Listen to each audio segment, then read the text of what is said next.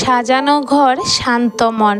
প্রচণ্ড গরমেও সকাল ৬টা থেকে ব্রেকফাস্ট, বেডরুম ডিপ ক্লিন, কাচা ধোয়া, রান্না সবটা একা কিভাবে করি সবটাই আজকে তোমাদের সাথে শেয়ার করলাম।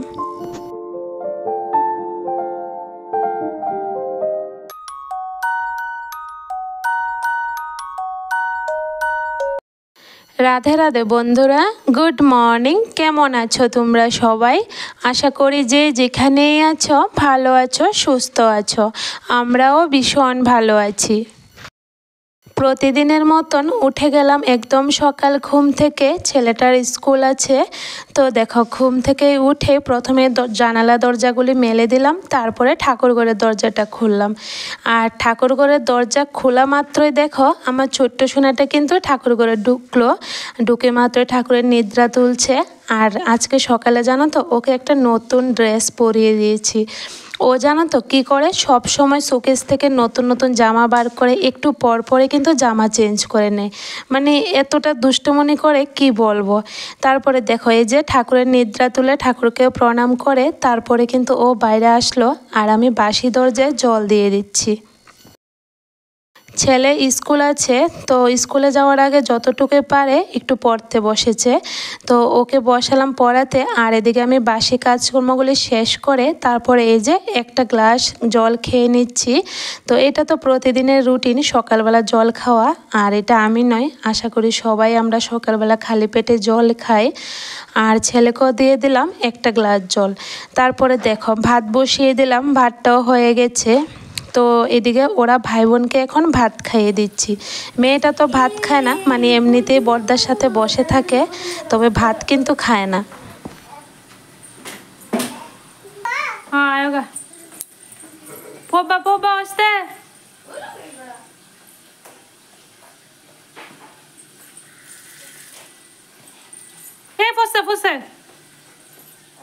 ছেলেকে স্কুলের জন্য পাঠিয়ে দিয়েছি, এরপরে ধরলাম সংসারের কাজে। মানে একটা কাজ শেষ হলো, মানে একটা ডিউটি। সকালবেলা কিন্তু ছেলের স্কুলে যাওয়া অবধি আমার একটা ডিউটি থাকে, তো ওটা শেষ হলে এরপরে কিন্তু আস্তে করে সংসারের কাজগুলি করতে পারি। তো দেখো গতকাল যে রুটি বানিয়েছিলাম, কিছুটা আটা মাখা ছিল, এখন সকালবেলা কয়েকটা রুটি বানাবো। আর এই যে আটাগুলি এগুলো চালা হয়নি, এখন চেলে একটা ডিবির মধ্যে ভরে রাখছি, তাহলে যখনই ইচ্ছে করবে রুটি বানাতে পারবো। তো দেখো বেশি কয়টা কিন্তু রুটি হয়নি, মাত্র 3টে রুটি হয়েছে। একটুখানি আটা মাখা ছিল।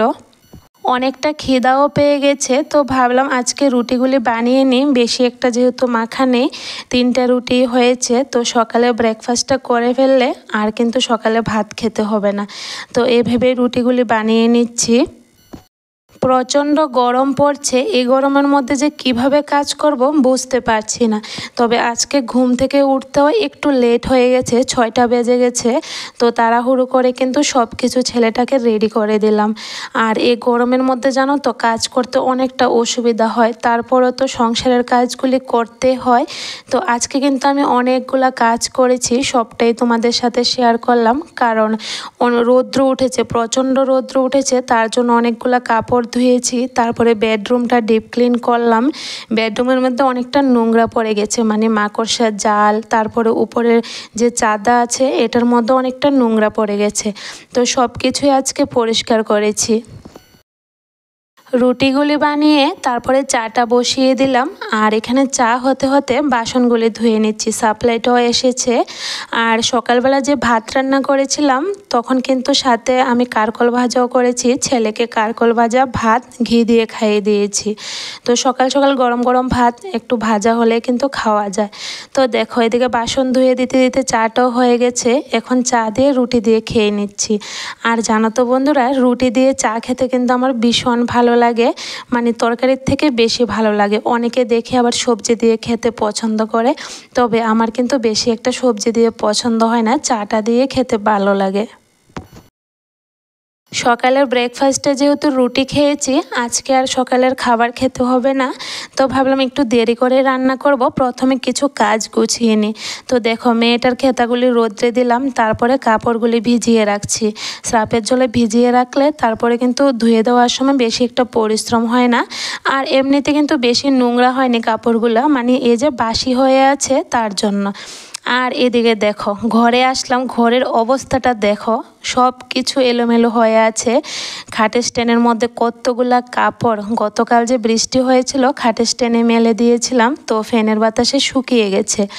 আর এখানে মশারিও ছিল, মানে এখন অবধি তোলা হয়নি, তো কতটা কাজ বাকি আছে, তো তোমাদেরকেও দেখালাম একটু। তো চলো এখন কাজগুলি সেরে নিই তাড়াতাড়ি করে। ঘর সাজানো থাকলে দেখবে বন্ধুরা, মনটাও কিন্তু শান্ত থাকে। তো যতই কাজ করি না কেন, চেষ্টা করি ঘরটাকে গুছিয়ে গাছিয়ে সাজিয়ে রাখার, মানে নিজের কাছে ভালো লাগে। যখন সব কাজ শেষ করে ঘরে এসে একটু সময় বসি, তখন যখন ঘরটা গুছানো থাকে দেখতে এতটা ভালো লাগে, মনটা যেমন একদম শান্ত হয়ে যায়। তো এখানে দেখো, কাপড়গুলি তো আলনাতে ভাঁজ করে রাখলাম, আর এই যে ছেলেটার খাতাগুলি রাখে আলনার বক্সটার মধ্যে, সেটার মধ্যে না অনেকটা নোংরা পড়ে গেছে। তো আজকে এই জায়গাটা মুছে তারপরে নতুন খাতা এনেছে ওর জন্য, এগুলো গুছিয়ে রাখলাম।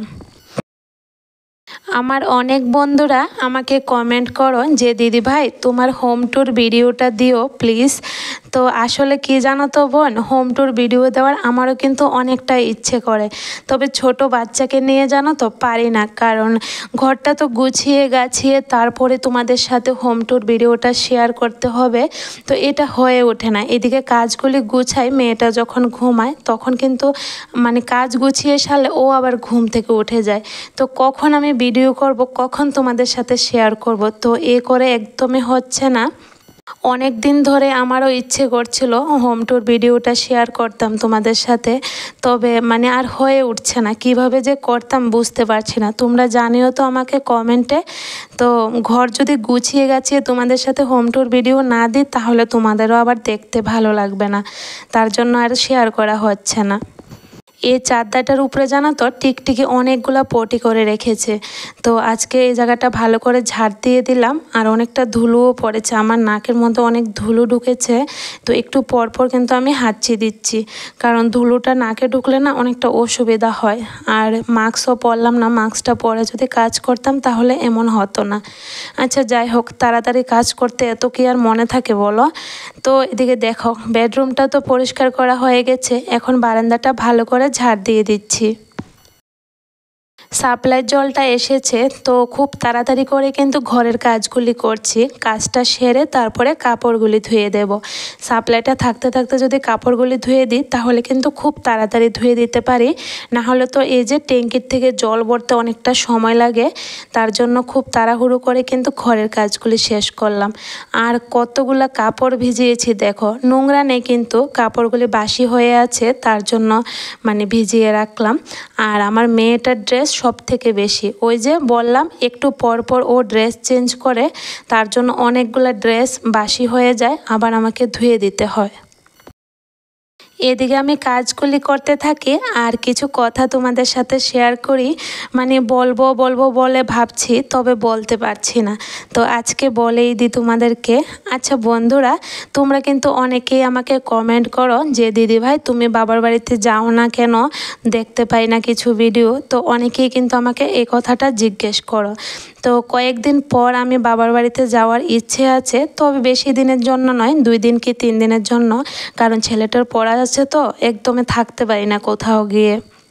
বাবার বাড়িতে যাব তাও একটা বিশেষ কারণেই যাব, কারণ ছাড়া কিন্তু আমি যেতে পারি না, একদম পরীক্ষা শেষ হলে তারপরে যাই, না হলে যেতে পারি না। তবে এখন যেতে হবে, একটা কারণ আছে, সবটাই তোমাদের সাথে পরে বলবো। এখন কথা হলো যে আমি যে বাবার বাড়িতে যাব, তোমরা কি আমার বাবার বাড়ির ব্লগ দেখতে চাও, আমাকে প্লিজ একটু কমেন্টে জানিও। তোমরা যদি বলো যে আমি বাবার বাড়িতে গিয়ে ব্লগ শ্যুট করে তোমাদের সাথে শেয়ার করতাম তাহলে অবশ্যই করব।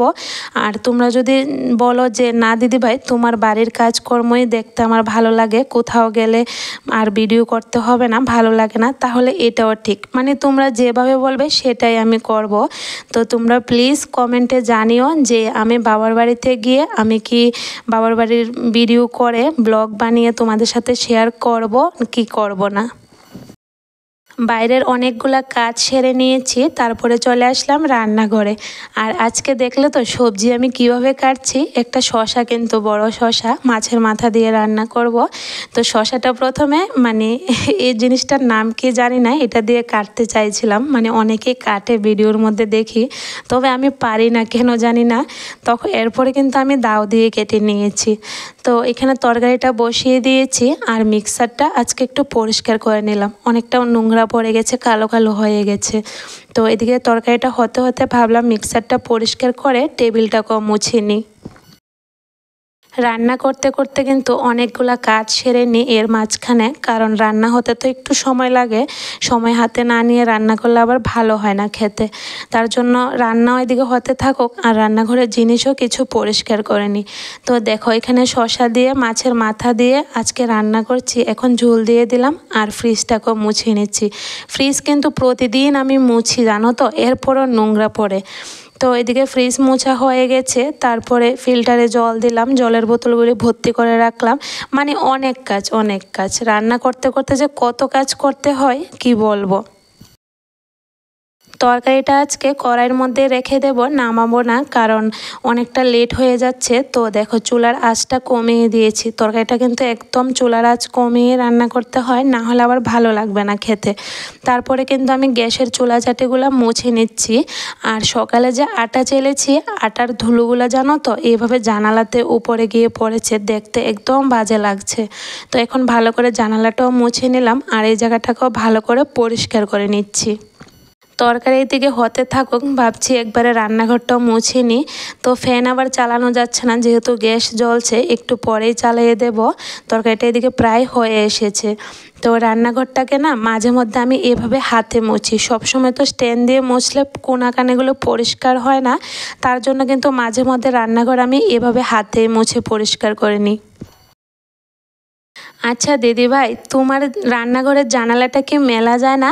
তো এই কমেন্ট আমাকে একজন আমার বন্ধু করেছে, তো হয়তো বোন হবে বা দিদিভাই হবে। তো মেলা যায় গো, এই যে খুললাম জানালাটা। আর এটা কেন সবসময় খুলি না এটা বলি, আসলে এটা চুলার এদিকে, তো তার জন্য না বাতাস আসে, যখন রান্না করি এটা মেলতে পারি না। আর এটা মেললে চুলার আঁচটা অনেকটা নড়াচড়া করে, রান্না করতে অনেকটা অসুবিধা হয়, তার জন্য আর মেলা হয় না। আর এমনি তো যেহেতু এখানে লাইট দেওয়া আছে, জানালাটা খুললে কিন্তু লাইটের ফর্সাটা পড়ে না, তার জন্য আর সবসময় জানালা খুলে রান্না করা হয় না। তবে মাঝে মধ্যে কিন্তু খুলেই রাখি। আর সব থেকে বড় কথা হলো সবজি রাখি এখানে, রান্না করে তরকারিগুলো কিন্তু রাখি। আর বিড়াল এসে জানো তো এই জানালা দিয়ে বিড়াল এসে তরকারি ফেলে দেয়, তার জন্য এই জানালা একদমই খোলা রাখতে পারি না। এই যে দেখো একটু সময় খুলেছি, এখন আবার জানালাটা লাগিয়ে রাখলাম। সমস্ত কাজ শেষ করলাম, এখন স্নানটা সেরে পুজো দিয়ে দেব। আর একটু সময় বৃষ্টি হয়েছিল, বেশি নয়, একটুই হয়েছে। তো পুজো দেওয়া শেষ করে এখন একটু রেস্ট নিচ্ছি। আর দেখো ঘরটা যেহেতু গোছানো আছে, কতটা ভালো লাগছে, যেহেতু একটু বসেছি এখন, মানে অনেকটা শান্তি। মানে এই শান্তির কোনো বোঝানোই যাবে না, এতটা শান্তি লাগে যখন ঘর গোছানো থাকে। ছেলেটা আসার সময় হয়ে গেছে স্কুল থেকে, তো ও আসার আগে কিন্তু আমি সব কাজ শেষ করে নিই। তো দেখো এখন ছেলেটাও কিন্তু এসে পড়েছে, তো ওকে এখন একটা গ্লাস জল দিয়ে দেব। অনেকটা গরম পড়ছে তো, আর স্কুলে তো এক বোতল জল নিয়ে যায়, এর বেশি কিন্তু আর খাওয়া হয় না। তো যখনই স্কুল থেকে আসে আমি কিন্তু এক গ্লাস জল দিই। আর এদিকে দেখো এখন দুপুরের খাবার খেতে বসে গেলাম। তো অনেকগুলা কারকল ভাজা নিয়েছি, সাথে একটা কাঁচা লঙ্কা আর শসার তরকারিটা তো আছে। আচ্ছা বন্ধুরা, এই যে আমি সারাদিনের কাজগুলো তোমাদের সাথে শেয়ার করলাম, তোমাদের কাছে কেমন লাগলো অবশ্যই কিন্তু কমেন্টে জানিও। আর একটু হলেও যদি ভালো লেগে থাকে তাহলে একটা লাইক করে দিও, চ্যানেলটাকে সাবস্ক্রাইব করে আমার বন্ধু হয়ে আমার পাশে থেকো। বিকেলের দিকে কিছু পাতা তুলতে গেলাম, থানকুনি পাতা। অনেকগুলো পাতা হয়েছে, বড় বড় পাতা হয়ে গেছে। তো অনেক দিন ধরে ইচ্ছে করছে একটু বাটা খাবো বলে, তবে আর তোলা হচ্ছে না। তো আজকে ভাবলাম একটু পাতা তুলে নিই। এদিকে ছেলেটা টিউশন স্যার এসেছে আর আমি পাতা তুলতে চলে গেলাম। তো চলো বন্ধুরা, আজকের ভিডিওটা আর বড় করি না, এখানে শেষ করি। সবাই ভালো থেকো, সুস্থ থেকো।